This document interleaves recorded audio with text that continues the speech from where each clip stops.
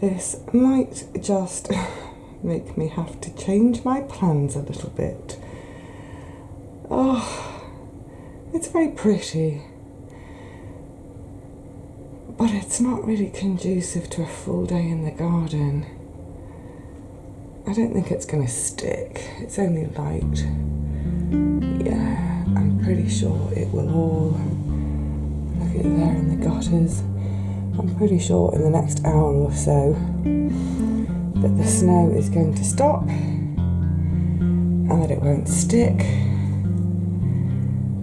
So for now, I shall just enjoy how pretty it is.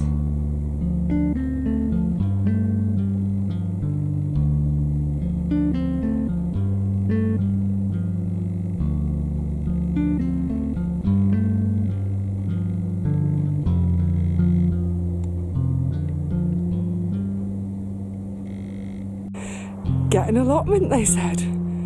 Garden all through the winter, they said. It'll be fun, they said. And you know what? It really is. Oh, such a lovely day, and I'm so glad to be down here today. But come on, let's go inside the shed for a minute to say a proper hello. My glasses are steaming up from my breath. Whew. So now I can say a proper hello to you all. Hello everybody, how are you today? I hope you're all well. Gosh, I haven't been to the garden for 2 weeks, a full 2 weeks, which is the longest I've not been in the garden, apart from having had the knee op. It's the longest I've not been in the garden since I got my garden. Just a lot of personal stuff to deal with, shall we say. You guys know what happened at the beginning of February, so yeah, just sort of having some quiet time at home, sorting, reflecting, what have you. But I've really missed the garden.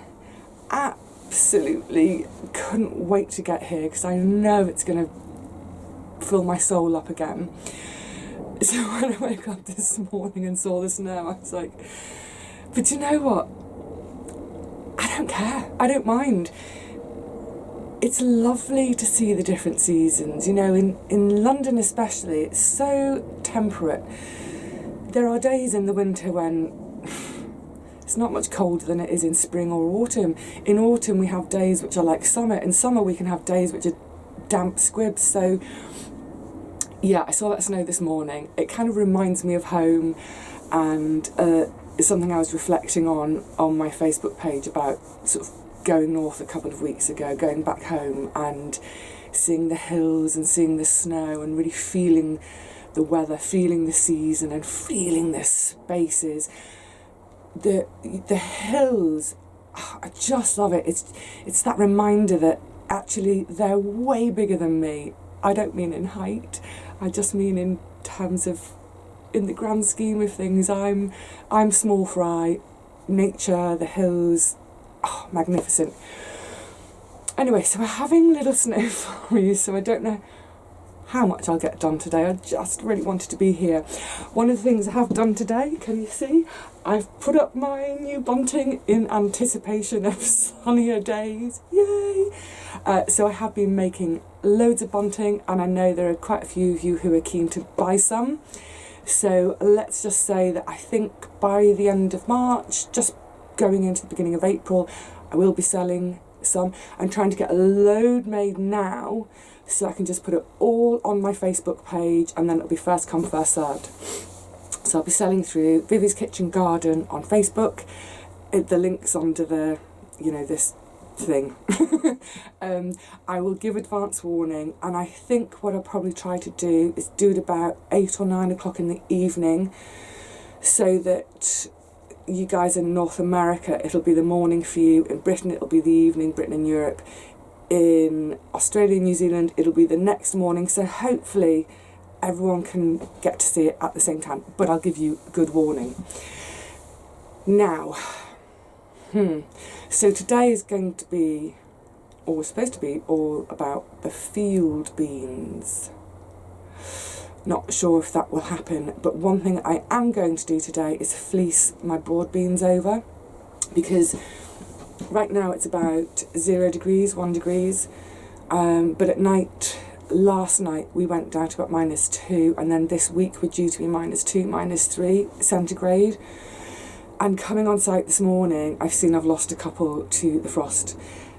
Do not despair with your broad beans, because sometimes they come back. So don't think, oh, it's dead, and yank it out. Just leave it, and hopefully it'll come back.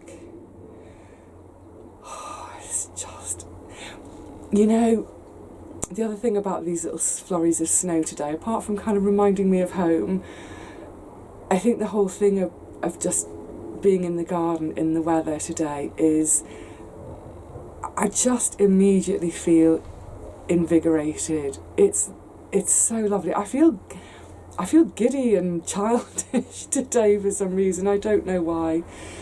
But yeah, so even if I don't do anything, just being here today, I think, is going to be enough to change my course back onto a slightly happier path.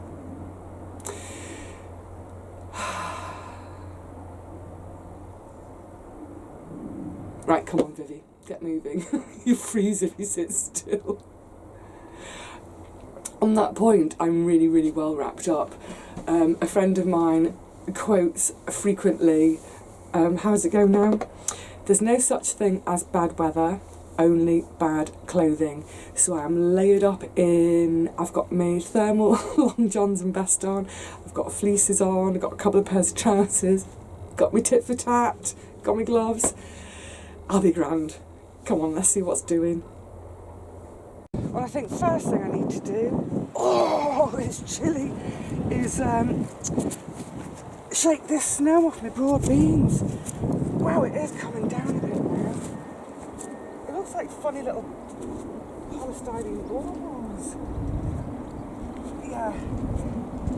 Shake this off, and then pop the fleece on. Oh, but it's such a beautiful day. I just love it. Why wouldn't my mouth's frozen. Why wouldn't you want to be out on a day like today? You see, let me just show you while that's off. A bit of a jaunty angle, but over there you can see one that's had a bit of frost damage. So yeah, oh, snow's coming down. Right, stop chatting, Vivi, get fleecing.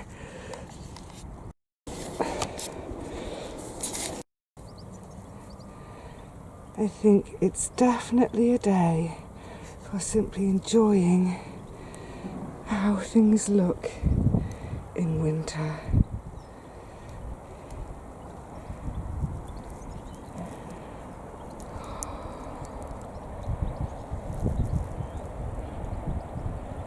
Gorgeous.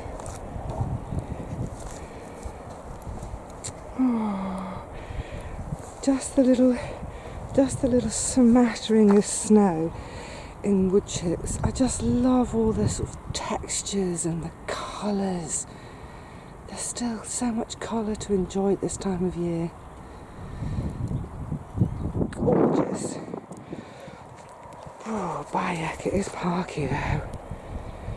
Oh, let me show you something I did the other day, the last time I was down here, which I didn't have my camera with me, so I panned you around really fast. I finally got in all my vine eyes with the wires. I don't know if you'll be able to pick them out, but yeah, the whole fence now is strung up so that in the summer, hopefully, all my lovely little parts will be able to scramble away. I still need to find some more wood. I still need to find another 4, I think, layers so that it comes up, the fence comes up to about here. And then for this section, I've actually got an old window that I'm planning to put in here. I've had it for ages and I've been planning to do it for ages. And the reason I want to put a window in this bit is so that from my shed, hello shed in winter, I can look directly through the window and still see the gorgeousness of the veggies growing. Wow, it's really starting to snow now. I think it might be time to yeah, hang on, I'm just going to bring you guys around. I think it might be time to just pop into the shed for a little while. I'm expecting my friend Sheena down at some point. She's barrowing over some loads of wood chip from her back garden. She's had some trees looked after. So I hope I do see her, because I've got some spare potatoes for her. And on the subject of potatoes, let me just take you in here. So, where I've had, I'm so sorry about the sniffing, where I've had the potatoes out chitting, not really doing much yet. I think it's because it's been so cold. These were actually covered with the fleece that I've now just used to cover the broad beans down there. So what I'm thinking with the potatoes is, because I don't think I've got any more fleece, I'll have a look, but if I haven't got any more fleece, I'm actually going to bring my potatoes home, just because I don't want them to get done in by frosty nights. I love it. Love it, love it, love it. There's something so magical about the soft snow. Little gentle flurries like this. I mean, obviously, if we were 3 foot deep in it and I couldn't be in the garden, I probably wouldn't be quite so enamoured of it. Oh, I think I've got a snowflake on my lens. Oh dear. Anyway, yes. Let's go and see if I can find some fleece for my potatoes.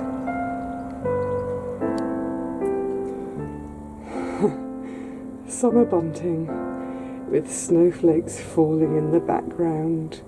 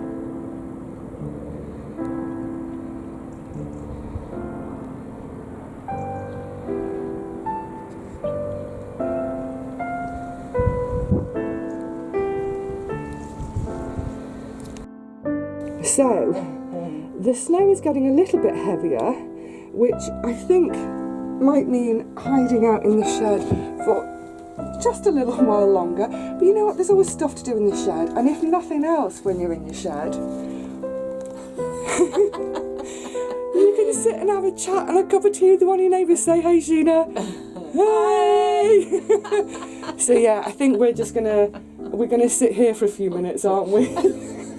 We were looking like snow women a minute ago, but it's gorgeous. I can't wait to get out and play in a minute. Oh my goodness, the sun's come out. Yay! And the snow flurries have stopped. They'll be back again in a second. Anyway, I thought just before I got on with hacking away at the the field beans, I thought I'd just have a quick word about them with one of my little plants as an example. So, if you're new to this lark, yay, lucky you if you've just got your first plot. You may be thinking, why on earth have you planted such a lovely thing and then you're just going to hack it to pieces? So, this is a field bean. It's very closely related to broad beans, as you can see. And the whole point of these is, well, there are sort of two reasons. One is, a lot of people use it for the nitrogen they give to the soil. I don't tend to worry about that too much on my site. That seems to not be an issue for me. But what I certainly do them for is to help with my horrid clay soil. And they help in two ways. They help over the whole winter, and then come the spring, hopefully we're going to have a spring. they help by breaking up the clay because they'll get turned in. So over the winter they do a fantastic job. All of this gorgeous growth is protecting the soil from all the pelting rain we get. That pelting rain on my site, as you may have seen in a couple of other videos, on any exposed soil, it just compacts the soil horribly. It's hideous. Oh, sun's gone in. I think we might get some more snow. So these gorgeous green tops are protecting the soil from the pelting rain. The roots are also helping to keep the soil open, again, so it doesn't compact. Beautiful. When I come to dig them in, I'm wondering if you can see on here, can you see the little nodes? So once I've basically killed the plant by cutting its head off and I turn them in, that's going to release nitrogen. These tops are going to be a lovely load of organic matter to get into the soil, again to help break that clay up. So this time of year, I'm actually probably a bit later than normal. I'd normally get it done by about mid-February. Chop the tops off as close to the ground as possible. That's to stop the plant growing, because I want it to stop growing now before it flowers and produces. I want it to stop growing. I want it to start wilting, so that then in another 3 to 4 weeks I can turn the whole lot in. So that's literally all I'll do today. But once I chop the top off, all this green matter stays on the top of the soil. So again, it's giving the soil some protection from the weather. It'll all start to wilt down and start to decompose. And then, as I say, in about 4 weeks, just give it a really light tickling in. In some places, I may not tickle it at all. I just sort of plant through that mass and then let the worms take the rest down. But what a great plant. Not only is all this protecting my soil from the rain, this is keeping my soil open. Of course, the plant is taking up excess moisture. The plant's taking up that gorgeous drink of water, using it to grow. Anything that it doesn't need, it's evaporating. So rather than ending up with sheets and sheets of plastic on the plot which just fill up with water, this is helping to get rid of excess water too. And it's providing a bit of an environment over the winter for all our lovely critters. So if you think about the ground feeding birds over winter, if you've just got sheets of plastic everywhere, how are the ground feeding birds going to feed? They can't. They don't feed on plastic. If we keep plants in the ground over winter, there's somewhere for the insects to be. If there are insects, the ground feeding birds can come along and have a good old chow down. So it's well worth thinking about doing. There are green manures for all times of year. So again, if you've got a new plot, if you clear some ground but it's a bit too late to sow a crop, think about putting a green manure in, even in the summer, autumn, winter, whenever. I only ever do it over winter because, as you guys who've watched me before know, from the spring right through to the end of autumn, the garden is crammed full of veggies, and it's only by the time we get to winter that I have a couple of beds empty. Right, let's get on and trim. Ah, lovely field beans. They've done their work, and now it's time for me to chop off their heads. Yay! So I'm going to simply trim their tops off. I'm not going to be standing on the soil, so I've got my big plank out there so I can span the bed with that to avoid standing on the soil, which please everybody avoid standing on your soil when it's chilly like this. Now, because I'm using this trimmer, because of what happened last October with my cold frame getting smashed, I'm being a bit cautious. I've tried to barricade it in with a load of cardboard just in case I do flick up a stone. Oh, I hope not. I'm going to be really careful. So there's the trimmer getting ready for action. Now, the other thing is, if you remember me saying at the beginning of February that I'd got plans for the flint corn bed, ways up there, you can barely see it. Well, the plan for that bed is to use the field beans from here, which are where the potatoes are going to go, because the potatoes will not enjoy these field beans in them chopped or just freshly chopped into them. So this little section of field beans I'm leaving completely alone for now, and then come about the middle of March, when I'm starting to think about planting the potatoes, the entire plant will come out, roots and all, I'm going to chop them down into little bitty pieces and then actually make a sort of a trench in the middle of where the flint corn are going to go, and just literally chuck them all in there where they can start releasing their gorgeous nitrogen and where the sweet corn can take it up. So that's the where the spuds are going, so those beans are going to be left alone. But in the meantime, this lot and that lot need to have their heads chopped off. Let's get chopping.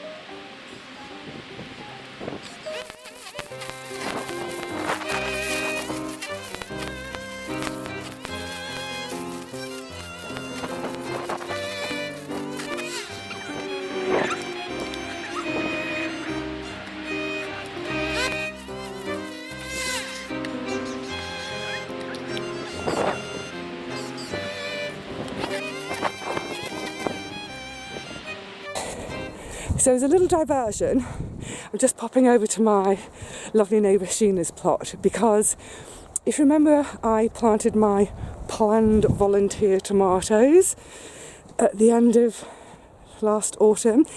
Well, Sheena's trying something which she sort of did last year as well. So let's have a little squiz of what's going on in Sheena's plot. So, Sheena, what are you doing? Well, Vivi, I'm essentially burying a beautiful squash which I managed to let go a bit mouldy, and instead of eating it, I'm burying it.